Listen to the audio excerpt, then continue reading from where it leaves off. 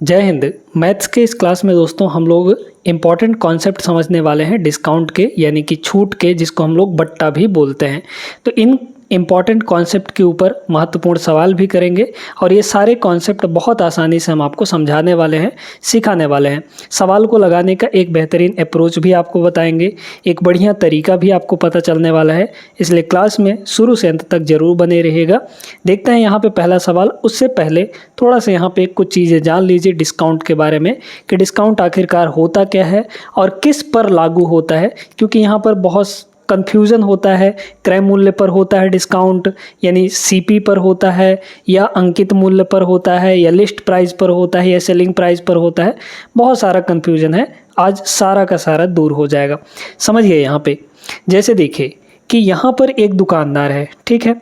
ये दुकानदार क्या किया कि ये कहीं ना कहीं से एक सामान को उठाएगा, है ना, कहीं ना कहीं से सामान को उठाएगा।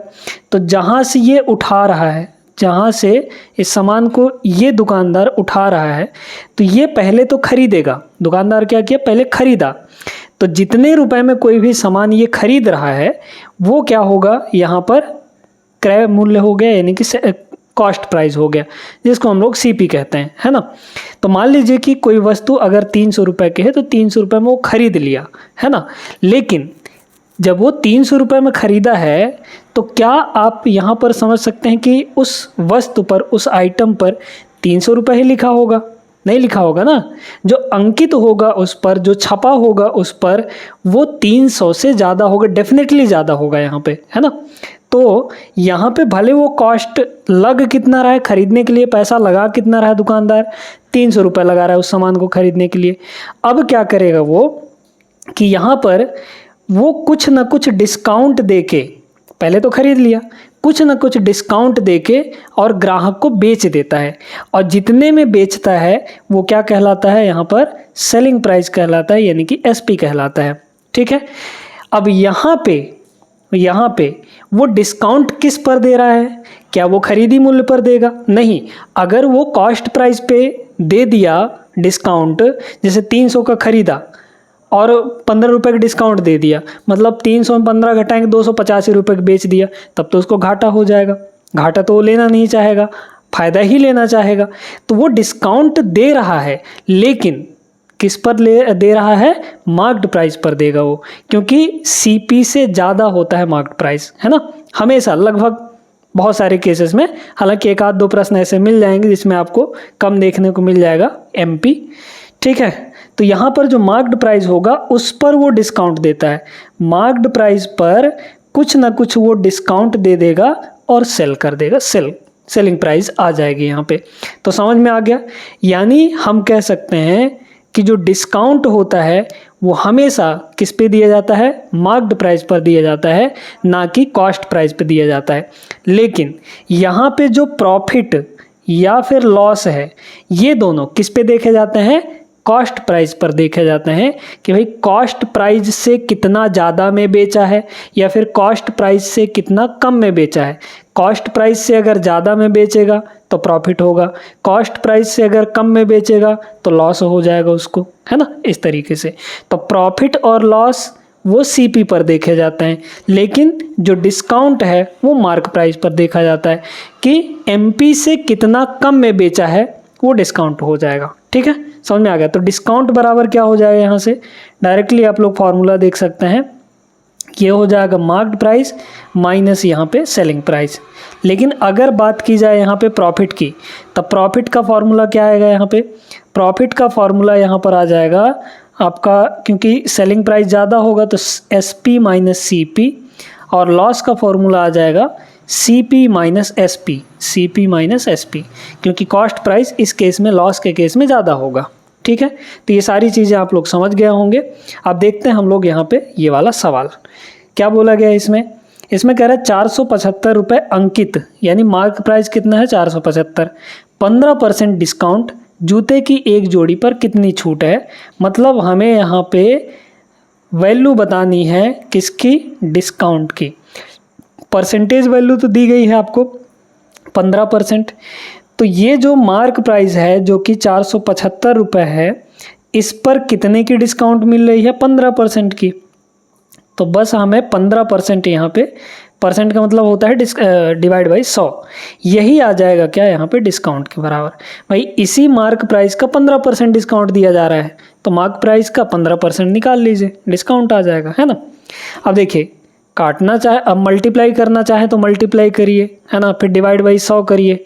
डिवाइड बाई 100 करेंगे तो ये वैल्यू और ये वैल्यू तो आएगी नहीं, क्योंकि डिवाइड बाई 100 करेंगे तो पॉइंट के बाद 2 अंक आएंगे, एक ये रहा एक ये रहा। अब इसको ऑप्शन से कैसे लगा सकते हैं हम लोग, ऑप्शन से डिविजिबिलिटी रूल पता है तो बड़े आसानी से चीज़ें बन जाती हैं। कैसे, अगर इस 15 में देखा जाए तो इस 15 में क्या छुपा हुआ है, 3 छुपा हुआ है, क्योंकि 3 गुणे 5 होता है ये। 5 तो नीचे वाले से कट भी जाएगा, लेकिन 3 तो नीचे से कहीं नहीं कट रहा है ना, मतलब जो भी हमारा आंसर आएगा उसमें 3 का मल्टीप्लाई हुआ रहेगा, ठीक है, 3 का मल्टीप्लाई हुआ रहेगा। तो बस 3 का मल्टीपल आप ढूंढ लीजिए कौन सा है। 3 का मल्टीपल कौन होता है, जिसके अंकों का योग 3 से कटे। देखिए इसमें 7 और 2 9 कट गया, 5 5 10, क्या 9 से 3 से कटेगा, नहीं कटेगा। 7 और 2 9 तो 3 से कट जाएगा, लेकिन 5 5 10 आपका क्या 3 से कट पाएगा, नहीं। तो ये ऑप्शन तो नहीं होगा, ये ऑप्शन एक बचा है, ये करेक्ट हो जाएगा। वैसे भी 15 को इससे मल्टीप्लाई करके डिवाइड बाई 100 करेंगे तो यही आएगा, है ना। देख लीजिए 7 2 9 3 से कट जाएगा, 1 और 5 6, ये भी 3 से कट जाएगा, है ना। तो इस तरीके से चेक किया जा सकता है। आगे चलिए, और मज़ेदार कॉन्सेप्ट आपको सीखने को मिलेंगे, इसलिए वीडियो छोड़िएगा नहीं, पूरा ज़रूर देखना है।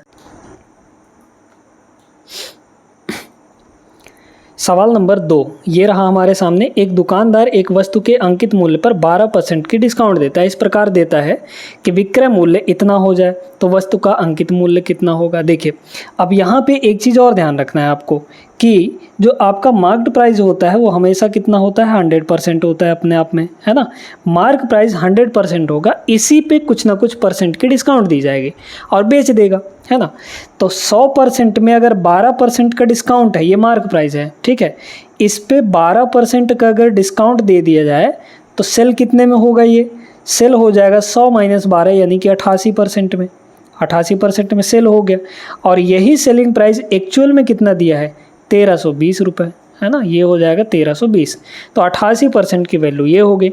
वस्तु का अंकित मूल्य हमें चाहिए, अंकित मूल्य चाहिए तो क्या करना पड़ेगा, हमें 100% की वैल्यू फाइंड करनी पड़ेगी, क्योंकि मार्क्ड प्राइस यहाँ पे 100% है। देखिए 100% अगर निकालना है तो इसको क्या करिए, यहाँ पे 22 से इसको डिवाइड कर दीजिए। 22 से अगर डिवाइड करेंगे तो 4% बन जाएगा, ये 22 चौक 88। इसको भी 22 से डिवाइड करेंगे तो 22 से डिवाइड करेंगे तो 22 गुणे 11, 22 गुणे 11 नहीं 22 कितना हो जाएगा यहाँ पर, पहले तो 22 से ना काट के हम लोग 11 से काट लेते हैं। तो 11 से इसको काटेंगे तो 11, ठीक है, 120 आ गया, फिर यहाँ पे 60 आ जाएगा, ठीक है, 22 छक्के 132, ठीक ठीक, चलिए 22 छक्के 132 हो जाएगा, क्लियर हो गया, है ना। तो मतलब 60 आ गया, 22 से काट दिए तो 4% की वैल्यू यहाँ पे 60 रुपये है ना। अब हमें क्या चाहिए यहाँ पे, अंकित मूल्य जो कि 100% है। इसको 100% बनाने के लिए क्या करना पड़ेगा, मल्टीप्लाइड बाई 25 कर देंगे तो डायरेक्टली आ जाएगा। इधर भी मल्टीप्लाइड बाई 25 करना पड़ेगा आपको, क्योंकि दोनों साइड करना पड़ेगा, है ना। तो ये बन जाएगा अपने पास 100%। जब ये 100% बन जाएगा तो इधर कितना होगा, ये 25 छक्के 150 मतलब 1500, है ना। तो 1500 करेक्ट आंसर होगा ऑप्शन नंबर सी। देख लीजिए यूपी कांस्टेबल 2024 का सवाल है, बढ़िया सवाल। आगे चलते हैं, एक और सवाल वैसा ही देखिएगा।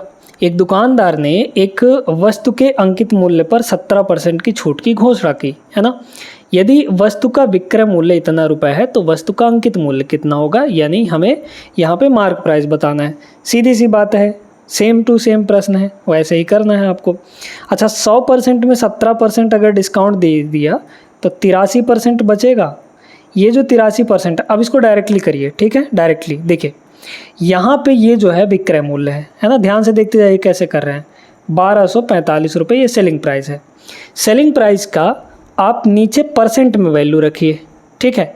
तो सेलिंग प्राइस का परसेंटेज वैल्यू कितना होगा यहाँ पे, 100 - 17 यानी कि 83%, तो नीचे हो गए 83, ठीक है। चाहिए क्या, उससे मल्टीप्लाई करना पड़ेगा।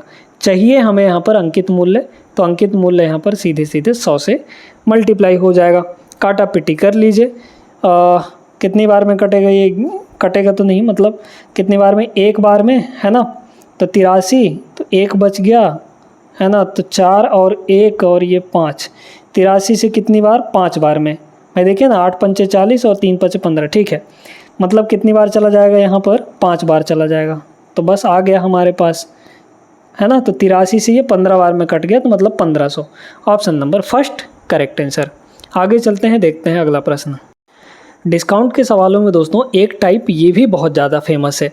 इसमें बोला जा रहा है कि यहाँ पे एक कंपनी विभिन्न प्रकार की छूट योजनाएं प्रदान करती हैं। ये आपको दी गई हैं कि 10% और 20% का सक्सेसिव डिस्काउंट। क्रमिक का मतलब होता है सक्सेसिव डिस्काउंट। एक खरीदे एक मुफ्त पाएँ, ये वाला है ना, ये भी डिस्काउंट के अंडर में आता है। 5 खरीदे 3 फ्री में ले जाएं, 5 खरीदें 6 मुफ्त ले जाएं। तो कौन सा यहाँ पर सबसे बेहतरीन छूट होगा, है ना, या फिर इसमें पूछा गया है कि किस योजना में मिनिमम डिस्काउंट मिल रहा है ना। तो पहले तो हम लोग देख लेते हैं कि ये सक्सेसिव डिस्काउंट कैसे निकालते हैं। अगर 2 दिया है, 2 यहाँ पे सक्सेसिव डिस्काउंट दिया है, तो उसका सिंगल डिस्काउंट निकालने के लिए, यानी एकल छूट निकालने के लिए फॉर्मूला क्या होता है, A + B और -AB/100। ये होता है सिंगल डिस्काउंट निकालने का फॉर्मूला, है ना। 10 और 20 का यहाँ पे 28 आता है। इस चीज़ को ध्यान रखिए। कैसे, पहला 10%, दूसरा 20% इस फॉर्मूले में रखेंगे। तो 10 + 20 यानी A + B कितना हो जाएगा, 30 माइनस 10 × 20, A × B करेंगे, 10 × 20 200 / 100 यानी कि 2 आ जाएगा। तो यहाँ पर कितना आ गया, 28%। मतलब हमारे पास ये वाला जो है यहाँ पे 28% का सिंगल डिस्काउंट मिल रहा है। अब बात करते हैं ये जिसमें फ्री मिलता है कुछ, तो इस फ्री वाले को देखते हैं कैसे डिस्काउंट निकाला जाता है। डिस्काउंट निकालने के लिए यहाँ पे आपको सीधे सीधे ये देखना है कि फ्री कितना मिला डिवाइड बाई टोटल कितना मिला, है ना। फ्री कितना मिला डिवाइड बाई टोटल कितना मिला, बस इतना ही है। एक ठो फ्री मिला, है ना, एक फ्री मिला, और टोटल कितना मिला भाई, एक तो खरीदा आपने, एक फ्री में मिल गया, यानी कि टोटल कितना मिला, 2 ठो मिला, है ना। तो डिवाइड बाई यहाँ पर 2, और 1/2 कितना होता है, 50% होता है, 50%, है ना। तो यहाँ पे आपको डिस्काउंट मिल रहा है 50%। चलिए, इसके बाद 5 खरीदे 3 फ्री पाएँ, तो 3 फ्री टोटल कितने में, 5 तो खरीदा, 3 फ्री भी मिला, यानी कि टोटल कितना मिला, 5 × 3 = 8 मिला। तो 3/8। अच्छा, 1/8 12.5% होता है, तो 12.5 का 3 गुना करेंगे 37.5% आ जाएगा। तो 3/8 जो होता है ये 37.5% होता है। मतलब ये जो है सेकंड वाला 37.5% होगा। इसको देखिए, 5 खरीदे 6 मुफ्त पाएँ। अच्छा, 6 फ्री में मिल गया, टोटल कितने में से, 6 और 5 11, ये हो जाएगा 11%। में चेंज कर लेंगे, है ना, परसेंट में इसको चेंज कर लेंगे।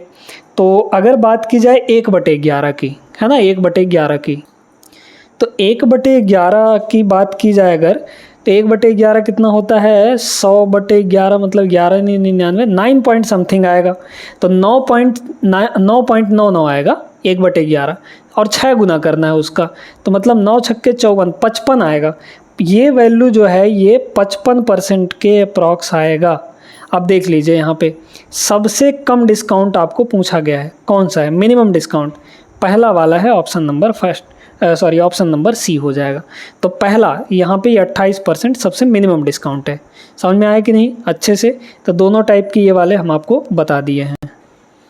सेम टाइप का सवाल है, बन जाना चाहिए। क्या दिया गया है, यदि एक दुकानदार 5 खरीदें एक मुफ्त पाएँ की एक छूट योजना की घोषणा करता है, तो प्रभावी डिस्काउंट कितना होगा, इफेक्टिव डिस्काउंट % कितना होगा।